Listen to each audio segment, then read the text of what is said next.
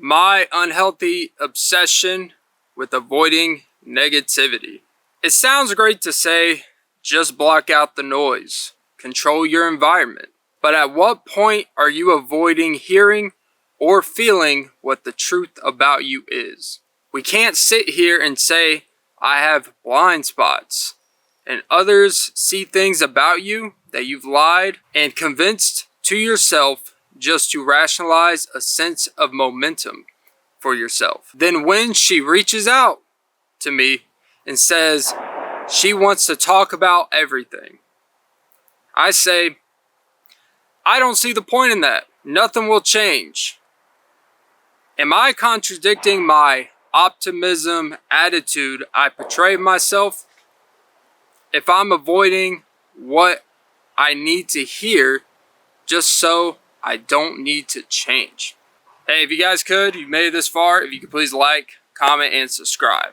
So yeah, I'm a great believer in not focusing on what is wrong with stuff. I'm a big believer in you're typically an embodiment, you're a representation of what you choose to focus on in your daily life. I am a believer of that. I'm a believer in the power of momentum. Momentum can really take you one way or the other. If you have a lot of bad habits in the day, it's going to lead you astray. If you have a lot of good habits in the day, eventually the good habits will pay off. Sometimes though, we get caught up in this optimism world where, you know, I'll say what's made me want to talk about this today. My ex/situationship with someone, I've avoided talking to her for a week. She's reached out to me, and it's just kind of gotten to a crossroads with us that I don't really see the point in even communicating with everything that's gone on and all that. And so part of me is I've really just been so dialed in on improving what I need to improve in terms of stuff I care about and enjoy. And weirdly enough, in that time frame is the same time frame where everything with this channel like took a turn in a good way. And it's not really because of that situation, but I also didn't want my outside life, unnecessary drama, the way I view it, even though I'm a part of the problem as well, if I'm being honest. I didn't want any outside drama interfering with the good that's been happening, with the work I put in to get to where this channel's at right now as we speak. And so it got me to thinking like, yes, I'm doing what's right, and that I'm not going to let negativity just completely bombard, you know, a good week or two that's happening.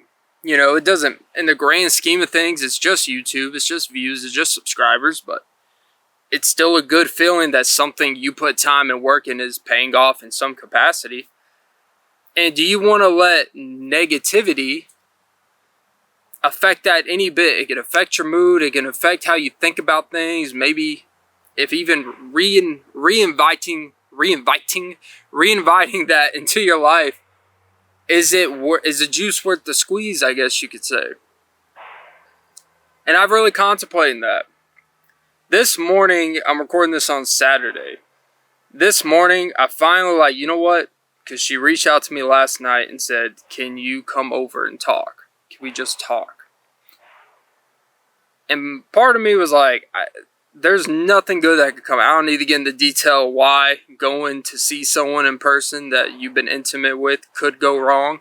But it's probably going to distract from the issues and the problems. And I'm really like, is it even worth it? Why? Not because this individual isn't worth it, but is it really worth talking about stuff that everything is going really well right now, at least with this, that I've been putting my sole focus on? Why even think about a preventable, a voluntary situation, which is what a relationship is at the end of the day. It is voluntary. If there's any negative aspects to it when it's so early on and there hasn't been that bandwidth built with each other to really fall back to of, look at this history we got, look at like this, that, and the other.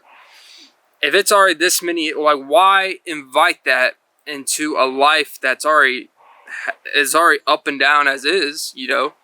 My life's not very structured right now. I don't have a lot going for me, on paper at least, you know. I work towards things, but nothing's really, you know, come to fruition yet. It's all just like hard work per se.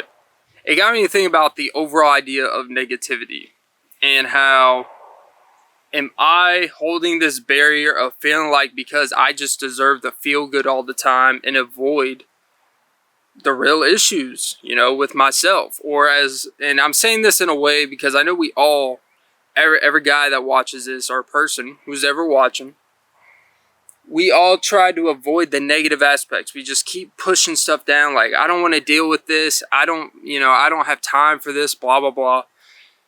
And part of me is, look, do I really need to deal with it? No, I don't. I don't feel deep down that I have to continue dealing and feeling chastised and blah, blah, blah. But also, if I'm being transparent about it, the issues that have come across here isn't the first time issues have come across with women I've been with or just in my friendships. There's a common dissonance with me and them. And there's a constant, look, man, like, if it always feels like this with you, it's always this and that. Like, it never really feels like you're present. It never really feels like you care. It doesn't really feel like that I can rely on you and you be there for me type of thing. And it's not the first time. And but I can rationalize to myself, like, well, the reason why I'm not is because I'm always doing X, Y, and Z. I'm always working towards something. I distract myself with work. I distract myself with anything that's viewed as productive, even if the results haven't panned out yet. But if you just work hard at stuff and you look like you work at something, you look like you take care of yourself, people do treat you like, oh, this person has a very hard work ethic. And I do. I constantly revisit stuff with an individual where it feels like it's just beating your head against the wall, where it feels like it's just expectations you have of me are a combination of things I can't do for you at this time due to just financial reasons. And two, there's some things I don't have a desire to ever want to do for what they demand. I understand there's flaws about myself, and we push, and I think we as guys specifically, we just push pain. We just push the uncomfortable aspect. We push because we're tired of being criticized by someone we're with, someone we've been vulnerable, especially intimate. And you feel like over time, when there starts resentment, when things aren't going well, that's when those vulnerable moments of maybe stuff you shared, or your feeling of, some people feel that they've been abandoned in relationships and they feel like they've been ghosted and all this stuff. So anytime in a relationship, if there's any type of distance, it triggers that. And when you get two polar opposites of one person that needs attention all the time and validation, another person that doesn't, and since that person, me, doesn't ever feel the need of validation from another individual like that, I also don't really know how to make someone feel validated.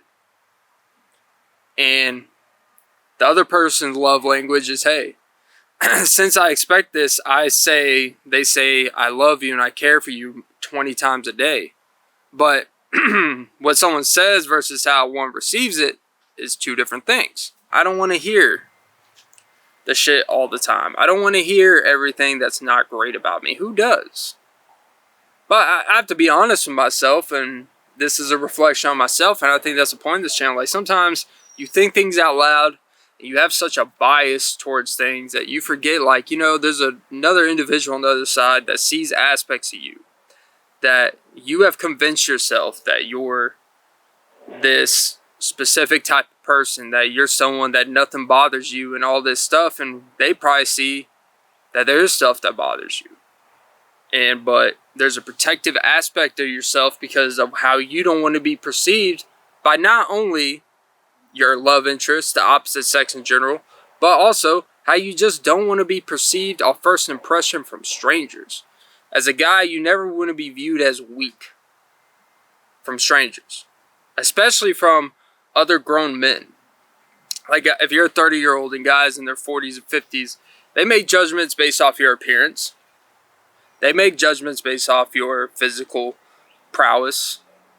They'll make judgments if they see you at the YMCA locker room, and they'll measure up, if you know what I mean. There's guys don't want to be seen as weak in any aspect. So we have this thing that never let anything bother us. So we avoid the negativity, the quote unquote difficult stuff, conversations. And I feel like the difficult conversations, I think there's two sides of that. There are people that are so obsessed with talking about all the problems just to say they talked about all these problems, and then it just reappears 6 hours later, and it's a constant cycle. But hey, we talked about it, and talking about shit doesn't really get shit done. It's more of it's almost like something dramatic has to happen to you for you to actually want to change, in a way. And I don't know what that's going to be for me to sit here, and I think there has to be more of a time building and trust with someone to really sit there and hear negative criticism and hear negativity about you when it's not really the reason why y'all are having issues. It's not really the biggest issues in your relationship. Because I am a believer, you choose to focus on what you want. You basically, in relationships, you choose to focus on the good in people if you actually really like them. And then if you want to find reasons to be unhappy, you'll find everything that's not great about the person. It really is a mindset of how we choose to deal with people. And then when our mindset towards people, and if you're believing like energy feeding, when enough people have like these negative aspects, their negative ideas towards you and impressions towards you, you kind of start being like, well, fuck it. If y'all think negative about me, then I'm not going to really care. I'm not going to care if shit I do pisses you off, because trying to make you happy ain't doing a whole lot either. And, I think I'm just there's some heavy realizations, not only in my life. I want people to listen and watch this video and understand that there are blind spots to you. I'm pretty aware of all the less than ideal stuff about me as a person. I think one of my great traits is self-awareness about myself.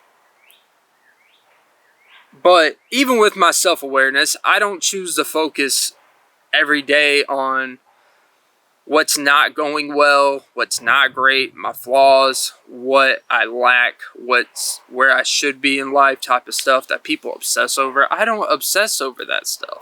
It doesn't mean I don't want things, but I have to be honest with myself in that I'm in the position I'm in because of certain decisions I made, circumstances, and just also what I care about.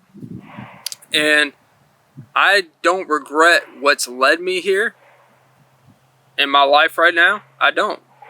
Just because you're not where you want to be or things aren't great, it doesn't mean it's not where you should be.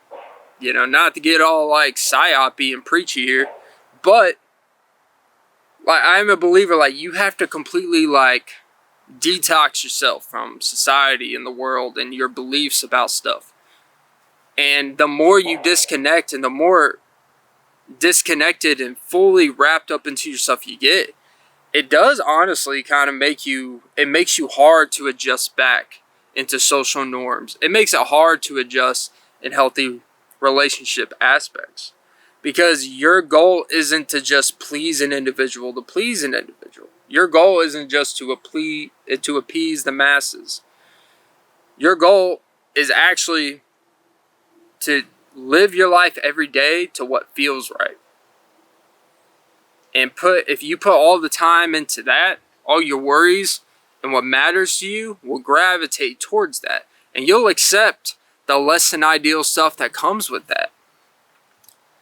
Like, I honestly don't believe I would have ever started this channel and been as vulnerable and been as open and been as raw and stripped down if I haven't had the life I've had the past year and a half or two, where I've completely disconnected from doing the typical everyday life that most people live. My beliefs about a lot of things have almost been reconfirmed, but when you have your everyday life and everyday job and stuff like that, you can't really say you're about living a life, but then you actually live another complete different life because, finances, security, feeling like you're taking care of someone, so you have a quote-unquote purpose beyond yourself. To wrap it back up to how that applies to not wanting to hear negativity, it's because when I feel the negativity towards me in my current situation and how it attached to my previous life, it almost reconfirms that you're like, yes, I've done exactly what I should be doing. The question I have to ask myself is it fair for me just to shut out and create the most perfect environment where I only hear what I want to hear, and anything my close family may have questions about, or my, girls I date or eventually date and stuff like that? Am I entitled to only hear what I want to hear? As a person, you can set whatever environment you like. Like anything, like I always tell people when people have dating standards and all this stuff, you can have whatever standards and expectations you want. Just be okay with the territory it comes with. That's all it is. I can sit here and create the perfect environment of I don't hear negativity. Anything you say negative doesn't bother, like whatever. And for the most part, I do kind of live by that. But I have to accept that what comes with that territory is there's probably going to be a lot of people that don't feel like I could be talked to in real life. There's a lot of people in real life that may be turned off or really think that I'm just like some guy in his own world living in a lunacy bin type of thing. And in their mind, maybe. I don't know. In my mind, I think I'm about as closely connected to Earth and life as I've been in a long time. The natural high I've gotten from doing this channel and it being 100% authentic, my thoughts, me learning the process of improving this and feeling the feedback, and it just continues to grow and grow. It makes everything worth it. Makes absolutely everything worth it. So no, I didn't want to hear negativity from anyone. Like, there's nothing anyone could have said to me this week that could have fucked up that could have fucked the vibe up, let's just say. But even though I would have just been like, whatever, like, why even invite that? Why even respond and engage with something where you know the road is going to lead down? Is just hearing stuff that doesn't really matter in terms of fixing whatever issue it is. But at some point, you can't just live your life and just avoid everything that's hard. That if you're a believer in hard work and stuff like that, avoiding discomfort will lead you to a life of comfort that someone else has to pay for, literally or figuratively.